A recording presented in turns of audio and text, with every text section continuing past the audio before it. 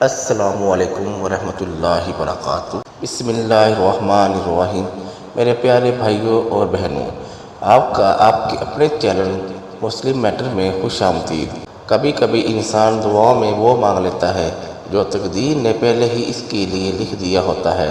بس کمی ہوتی ہے تو دل کے یقین میں، اور دیر ہوتی ہے تو اس لمحے کے انتظار میں جب اللہ کی رحمت اپنے رنگ دکھاتی ہے۔ اولاد نہ ہونا ایک بہت بڑی آزمائش ہے، لیکن یاد رکھیں اللہ جب آزمائش دیتا ہے اور اس کے ساتھ اس کا حل بھی رکھتا ہے۔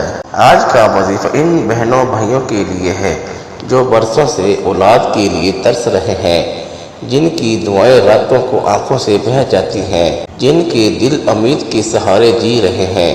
اور ایک بات اور سنیں میرے پیارے سننے والوں، جو لوگ دوسروں کے لیے دعائیں کرتے ہیں اللہ ان کے دلوں کو بھی خوشیوں سے بھر دیتا ہے۔ یہ ویڈیو شاید کسی کی زندگی بدل دے تو اسے روکیے مت، دوسروں تک پہنچائیں۔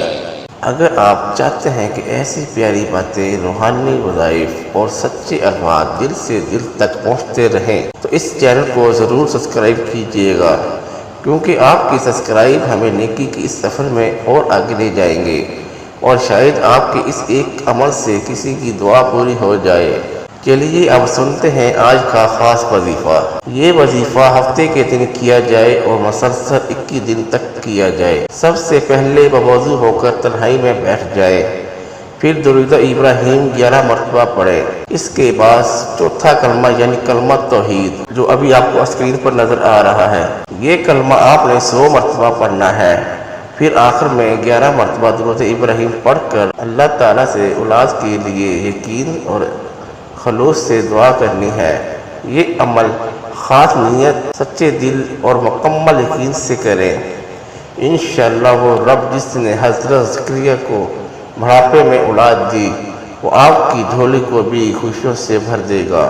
اگر آپ کو یہ ویڈیو فائدہ مند لگی ہو تو ضرور شیئر کریں تاکہ کسی اور کی آنکھوں میں بھی خوشی کی چمک آ جائے۔ اللہ پاک آپ کو نیک صلاح اور فرمانبردار اولاد عطا فرمائے، آمین یا رب العالمین۔